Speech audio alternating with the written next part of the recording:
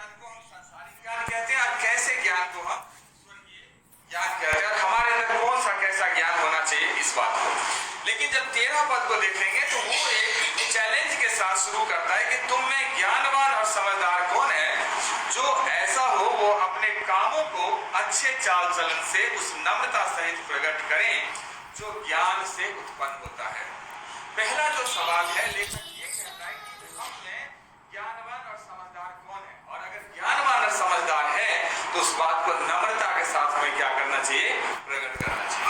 पहले के ऊपर जब हमने जुबान की बात देखा है, बोलने के ऊपर बात देखा है, सो चूंकि ये जो पत्री है याकूब की पत्री वो प्रैक्टिकल है, हमारे जो व्यवहारिक जीवन में लागू करने वाली पत्री है, इसलिए लेखक ज्यादातर इन बातों पर जोर दिया है कि थ्योलॉजिकल बातों को समझने के बजाय बेहतर है कि उन बातों को हम समझें और अपने जो हमारी जीवन है उस प्रैक्टिकल लाइफ में हम उसको लागू करें।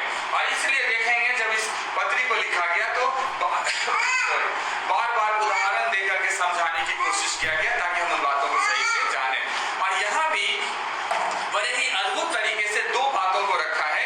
पहली बात कि सांसारिक ज्ञान क्या है, और दूसरी बात कि आत्मिक ज्ञान क्या है या स्वर्गीय ज्ञान क्या है, उस बात को समझाने की कोशिश किया है ना। सो अगर हमें लगता है कि हमें ज्ञान नहीं है, बुद्धि नहीं है, तो एक बात मैं बराबर से कहते आया हूँ, खास करके इस पत्री के अंदर, कि आप अच्छे इंस्टीट्यूशन में पढ़कर आप अच्छी तरह से शिक्षा लेकर के अपने ज्ञान को बढ़ा सकते हैं, अपनी बुद्धि को नहीं। बुद्धि सिर्फ और सिर्फ परमेश्वर देता है, और इसलिए याकूब 1:5 में लिखा है कि यदि तुम में से किसी को बुद्धि की घटी हो तो परमेश्वर से मांगे जो बिना उलाहना दिए सबको उदारता से देता है। अगर हमें बुद्धि की घटी है और आप सोचते हैं कि हम पढ़ लिख करके बुद्धि प्राप्त कर लेंगे, अच्छे इंस्टीट्यूशन में पढ़ लिख कर हम बुद्धि प्राप्त करेंगे, तो मेरे समझ से आप गलत सोचते हैं। बुद्धि सिर्फ और सिर्फ परमेश्वर दे सकता है, आप ज्ञान प्राप्त कर सकते हैं, लेकिन बुद्धि सिर्फ और सिर्फ परमेश्वर दे सकता है, और उसके लिए हमें परमेश्वर से प्रार्थना करना होगा, परमेश्वर से मांगना होगा, और तब परमेश्वर हमें क्या देता है, बुद्धि देता है, और वो भी बिना उलाहना के। अगर आप अड़ोसी पड़ोसी से कुछ मांगते हैं, अपने रिश्तेदार से, दोस्तों से कुछ मांगते हैं, तो एक न एक समय ऐसा आता है जब आपको उलाहना दे देता है, जब आपको मुंह पर बोल देता है कि हमारे वजह से आज तो कुछ है। लेकिन हमारा परमेश्वर ऐसा है कि जब हम उसे मांगते हैं तो हमें भरपूरी से देता है, लेकिन जीवन में कभी वो हमें उलाहना नहीं देता। इसलिए परमेश्वर से हमें हर बात को मांगना चाहिए। विशेष रूप से इस खंड के अंदर जो बात कही गई है, ज्ञान तो हमें जरूर मांगना चाहिए। पहली बात हम 14 से लेकर 16 तक जो देखेंगे वो ये कि सांसारिक ज्ञान क्या है, सांसारिक ज्ञान क्या है, उसके ऊपर बात करेंगे। और 14 पद में इस तरह से लिखा है कि यदि तुम अपने मन में गर्विता विरोध रखते हो तो सत्य के विरोध में घमंड न करना, न तो झूठ बोलना, है ना। सो जो सांसारिक ज्ञान होते हैं उसके जो स्वभाव है वो क्या है, पहली बात गर्विता होता है। अगर आपके पास अच्छी डिग्री है तो आप घमंड से कहेंगे कि मेरे पास ये डिग्री है, मैं ये हूं, मैं इतना पढ़ा लिखा हूं, मैं डॉक्टरेट हूं, मैं ये हूं, ये मैं शब्द आ जाता। लेकिन अगर ज्ञान होगा तो आप नम्र हो जाएंगे, आप दीन हो जाएंगे, है ना। बुद्धि नम्रता और दीनता को जन्म देता है, लेकिन ज्ञान जो है ना उदंडता लाता है, वो नम्रता नहीं बना, नम्रता से बुद्धि से बनता। इसलिए ज्ञान से डाह उत्पन्न होता है ना। ज्ञान क्या करता है, डाह उत्पन्न करता है। ज्ञान जो है संसारिक ज्ञान वो विरोध को उत्पन्न करता है। मेरे से पढ़े लिखे लोगों को इतनी बड़ी पोजीशन मिल गया, मैं इससे ज्यादा पढ़ा लिखा हूं, मुझे नहीं मिला, ये विरोध ही तो है। मैं बहुत पढ़ा लिखा हूं, मैं छोटा काम कैसे करूं, ये विरोध ही तो है। ये इंसान मेरे से एज में बड़ा हुआ था, क्या हुआ, हमसे कम पढ़ा लिखा है, हम इसके सामने कैसे झुके, ये डाह ही तो है, ये घमंड ही तो है। और ये सब सांसारिक ज्ञान से ये सारी बातें क्या हो जाती है, उत्पन्न होता है। उसके साथ एक सेल्फ डिसेप्शन आता है हमारे अंदर, है ना। सेल्फ डिसेप्शन कि मैं भी कुछ हूं और कहीं न कहीं घमंड करते हैं। परमेश्वर बहुत अच्छी बात है कि हम लोग एक जीवते सच्चे सनातन अद्वैत परमेश्वर पर विश्वास करते हैं। बहुत अच्छी बात है कि हम लोग एक ऐसे ईश्वर को जानते हैं जो जीवित है, जो हमारी प्रार्थनाओं को सुनता है, जो हमसे बेहद प्रेम करता है, कोई डाउट नहीं है। लेकिन अगर हमारा जीवन उसके समान नहीं हो रहा है, हमारा जीवन उसके शिक्षा के अनुसार नहीं हो रहा है, हमारे जीवन में बदलाव नहीं हो रहा है, तो हमें ये घमंड करना कि हम भी यीशु मसीह के हैं, हम भी परमेश्वर के कोई हैं, गलत है ना, गलत है। और इस बात को हम लोग देखते हैं जब यूहन्ना रचित सुसमाचार को पढ़ते थे, यीशु मसीह को इसी बात के लिए फरीसियों से और शास्त्री से खूब बहस होता है। वो तो कहते हैं हम तो अब्राहम के वंशज हैं, हम तो कभी पाप नहीं किया, स्वर्ग हमारे बाप दादाओं की जागीर है, हम तो यूं ही चले जाएंगे। लेकिन यीशु मसीह ने कहा जब तक तुम मन नहीं फिराओगे तब तो स्वर्ग में प्रवेश नहीं है। ज्ञान है लेकिन तेरे अंदर बुद्धि नहीं है, समझ नहीं है, नम्रता नहीं है, दीनता नहीं है। वो ज्ञान तुम्हारे अंदर उदंडता ला दिया कि हम कितना भी गलत काम क्यों न करें, स्वर्ग तो हमारा जागीर, हम जाएंगे, कभी नहीं जा सकते जब तक हमारे अंदर नम्रता दीनता नहीं है। जब हम परमेश्वर के वचन को जो हम सुनते हैं, जो पढ़ते हैं, उसके अनुसार हमारा जीवन ना हो। इसलिए जो संसारी ज्ञान है वो डर उत्पन्न करता है, विरोध उत्पन्न करता है ना। हम जो बुलाए गए हैं, हम एक ऐसे परमेश्वर के द्वारा बुलाए गए हैं जो सिर्फ प्रेम करता है, हमसे प्रेम करता है, इतना प्रेम कि अपना एक लौता प्रिय बेटा हमारे लिए दे दिया। और वही प्रेम हमारे अंदर जागना चाहिए, वही अच्छा सच्चा ज्ञान है। जो लिखा है कि प्रेम धीरजवंत है, प्रेम कृपालु है, प्रेम डाह नहीं करता, प्रेम अपनी बड़ाई नहीं करता और फूलता नहीं। इसके अपोजिट जो संसारी ज्ञान है वो अपनी बड़ाई करता है, जो संसारी ज्ञान है वो फूलता है ना। जो संसारी ज्ञान है वो घमंड रखता है, लेकिन प्रेम डाह भी नहीं करता। वो सच्चा प्रेम जिसके लिए हम बुलाए गए हैं वो हमारे अंदर क्या होना चाहिए, जनरेट होना चाहिए। सच्ची बात तो ये है कि जो संसारी ज्ञान है वो 15 पद को और प्रकट करता है कि संसारी ज्ञान जो है वो शारीरिक, सांसारिक और शैतानी है। जो संसार के ज्ञान है क्या है, शारीरिक है, सांसारिक है और शैतानी है। सांसारिक ज्ञान, सांसारिक जो ज्ञान है वो क्या है, हमारे पास पैसे ज्यादा होने चाहिए, हमारी पहुंच होनी चाहिए, हमारी घमंड होनी चाहिए। आपको पता है बाइबल कहता है कि अगर तुम्हें अच्छी नौकरी है, सरकारी नौकरी है, तो वो भी घमंड को उत्पन्न करता है ना। लिखा है कि अगर जिसको मतलब अपनी रोटी पर घमंड नहीं करना है ना, जैसे लिखा हुआ है, एग्जैक्ट मुझे पता अभी एग्जैक्ट याद नहीं आ रहा, लेकिन ये है कि जो हमारे अगर सब कुछ सेट है, कि हमारा लाइफ सेट है, हमारा फ्यूचर सेट है, हमारा बुढ़ापा सेट है, हमारा बच्चे सेट है, हर चीज सेट है, ये घमंड है और ये संसारी है। और इन बातों से मैं ये नहीं कहता कि सब सेट नहीं होनी चाहिए, होनी चाहिए। अब्राहम के भी सेट थे, अब्राहम ने भी दुख उठाए लेकिन परमेश्वर से बहुतायत की आशीष थी, सब ठीक है, लेकिन उस पर घमंड, उस पर भरोसा नहीं रखना चाहिए।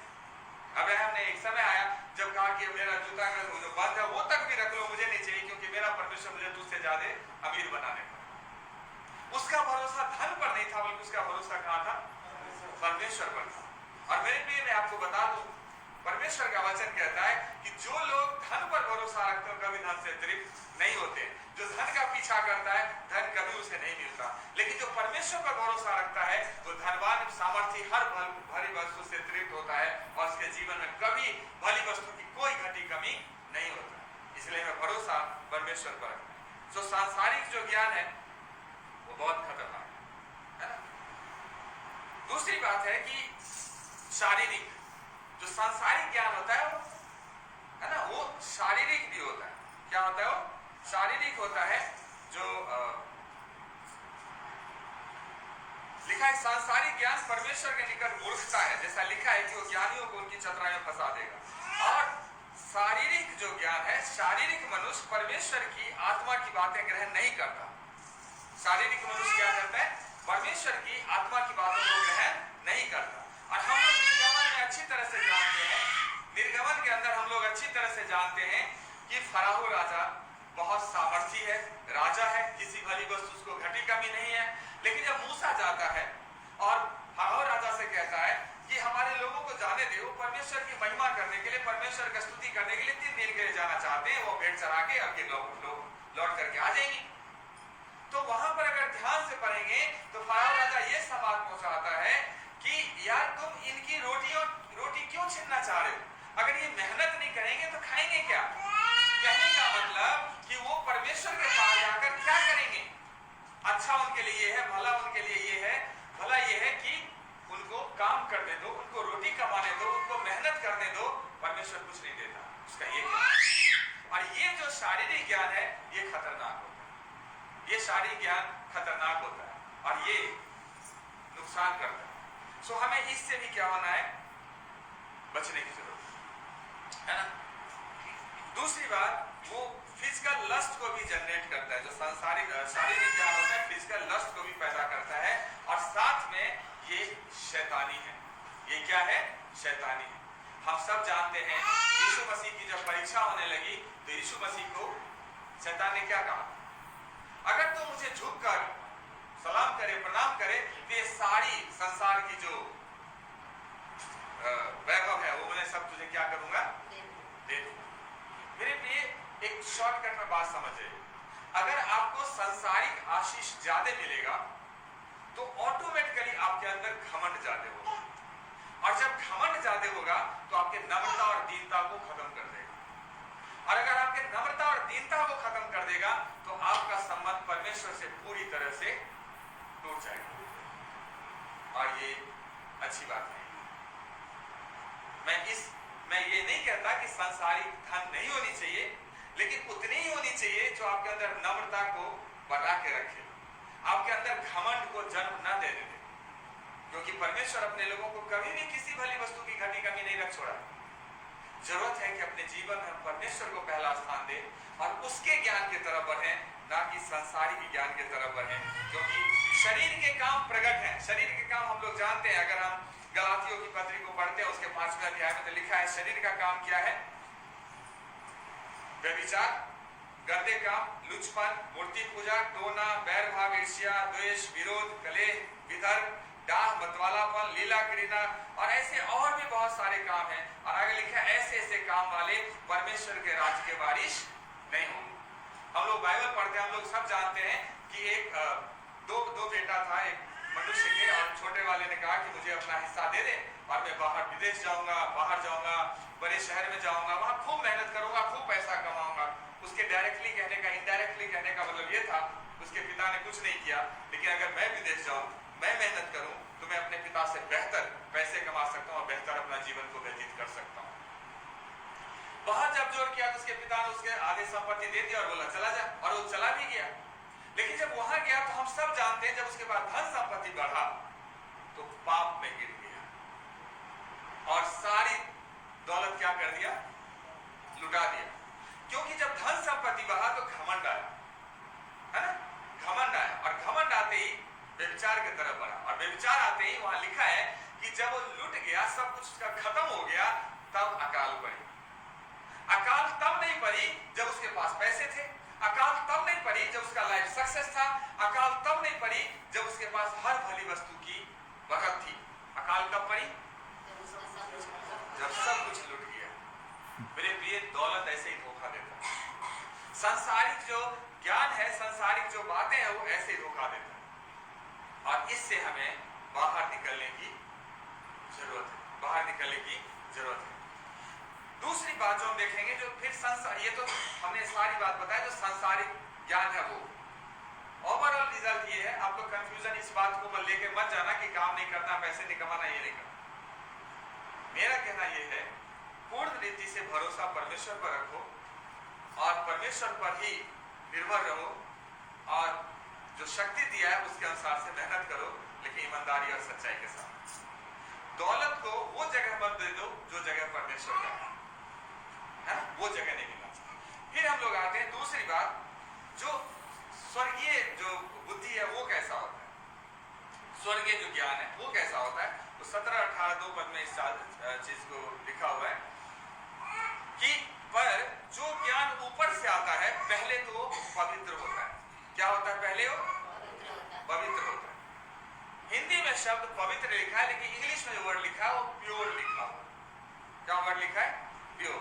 सो प्योर और पवित्र दोनों एक ही चीज है ना।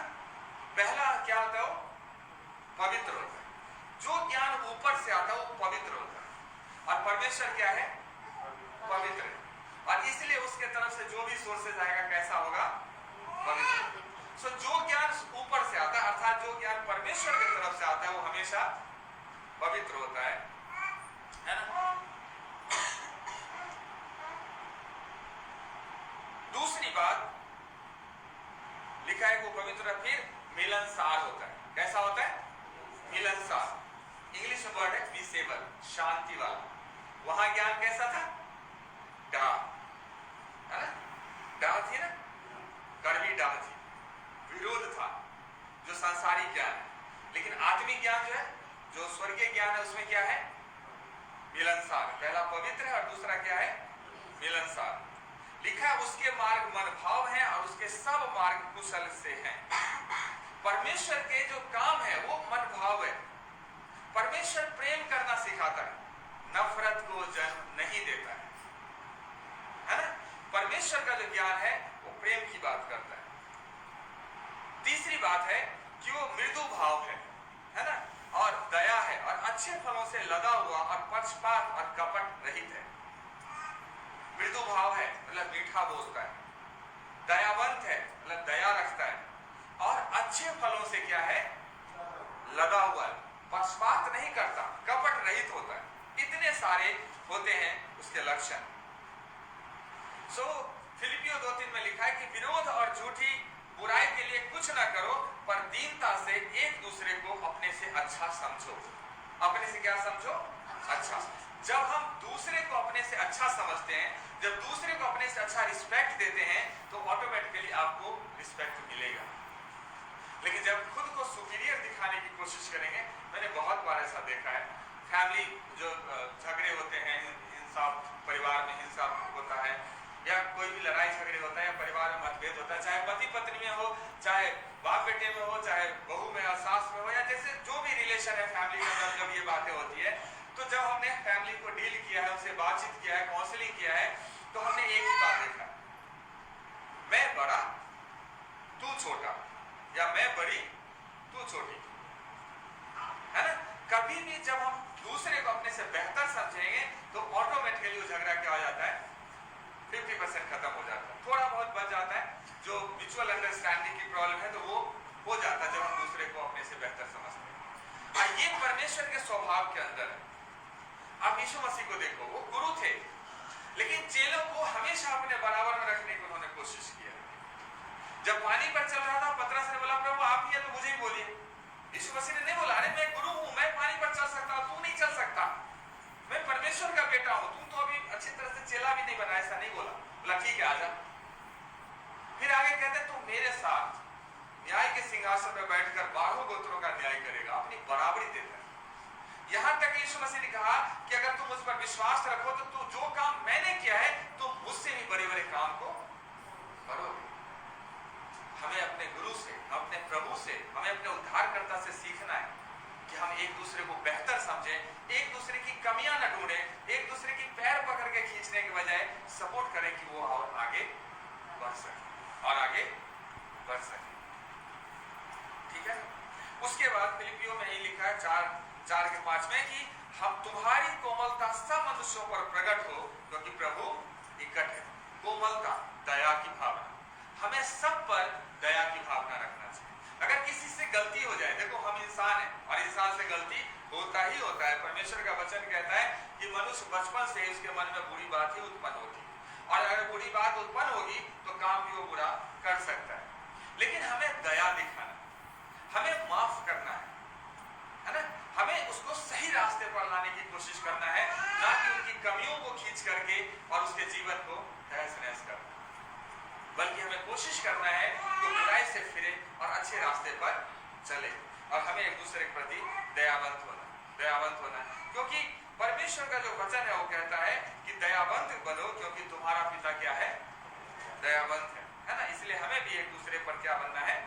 दयावंत। और लिखा है कि इजी टू बी ट्रीटेड, मतलब इंग्लिश में वर्ड है, और लिखा है कि अच्छे फलों से लदा हुआ और मृदु भाव, है ना, ताकि आप आसानी से बात कर सकते हैं, हैंडल कर सकते हैं इस तरह से, है ना। और उसके बाद जो फल है उसके, जब परमेश्वर का जो ज्ञान होता है, जो ज्ञान प्रभु के तरफ से आता है, वो ज्ञान क्या करता है? अच्छे फलों से लदा हुआ होना चाहिए। मैंने शारीरिक फल के बाद मैंने आपको बताया कि शारीरिक फल क्या सब है ना? डाह, मतवालापन, लीला क्रीड़ा, मूर्ति पूजा, झगड़ा, विरोध, ईर्ष्या, ये सब हमने देखा। लेकिन जो आत्मिक फल है उसको अगर ध्यान विस्तार से देखेंगे वही गलातियों की पत्री में ही है 5 अध्याय में। अगर वहां देखेंगे तो प्रेम से शुरू होता है। प्रेम, आनंद, मेल, धीरज, कृपा, भलाई, विश्वास, नम्रता और संयम। संयम है ना, ये सब आत्मा के फल है। और एक अच्छे विश्वासी होने के नाते ये सब फल हमारे अंदर होना चाहिए। प्रेम से शुरू हो, संयम तक है ना। सो फिर से मैं बोल देता हूं, हमारे अंदर एक अच्छे विश्वासी होने के नाते और स्वर्गीय ज्ञान होने की वजह से हमारे अंदर प्रेम होना चाहिए, आनंद होना चाहिए, मेल मिलाप का स्वभाव होना चाहिए, धीरज होना चाहिए, कृपा, भलाई, विश्वास, नम्रता और संयम। ये सारे फल से हमारा जीवन क्या होना चाहिए? लगा हुआ होना चाहिए। और इसके साथ साथ वचन में लिखा है कि पक्षपात और कपट रहित होना चाहिए। पक्षपात, जैसे कलीसिया में ले लीजिए, आपको किसी भाई से या किसी बहन से अच्छी पटती है, तो अगर गलत भी करे तो आप उसके साथ देने के लिए पास्टर के सामने खड़े हो जाते, नहीं जी ये ठीक है, वो जो साहब है वो गलत है। ये पक्षपात हो जाता है। एक अच्छे विश्वासी के लिए सिर्फ पास्टर का काम नहीं है कि आप ही सही रहो। ये हर विश्वासी के लिए जरूरी है कि हम उस पक्षपात से बचें, है ना, और ना ही किसी का पक्षपात करें।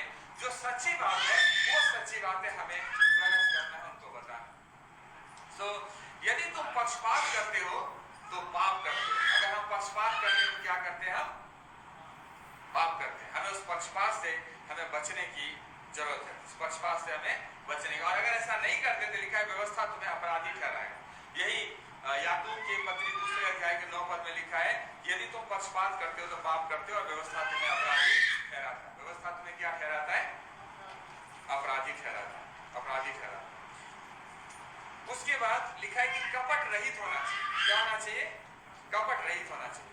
तो लिखा प्रेम निष्कपट है, बुराई से घृणा करो और भलाई में लगे रहो। प्रेम क्या है? निष्कपट। अगर सचमुच में हमारे अंदर ऊपर का ज्ञान है, स्वर्गीय ज्ञान है, तो हमारा स्वभाव निष्कपट होना चाहिए, पक्षपात रहित होना चाहिए और इस तरह से हमें प्रभु में आगे बढ़ना चाहिए। और 18 पद में लिखा है मिलाप कराने वालों के लिए धार्मिकता का फल मेल मिलाप के साथ बोया जाता है। मेल मिलाप हमारे जीवन का एक हिस्सा होना चाहिए, है ना। हमेशा कोशिश करें दो परिवार को जोड़ने की, तोड़ने की कोशिश ना करें। जैसे कि सांसारिक स्वभाव होता है, अगर सास बहू का झगड़ा देख लिया, दो लोग और माचिस लेके पहुंच जाते हैं, पेट्रोल लेके पहुंच जाते हैं और थोड़ा सा बहका दो।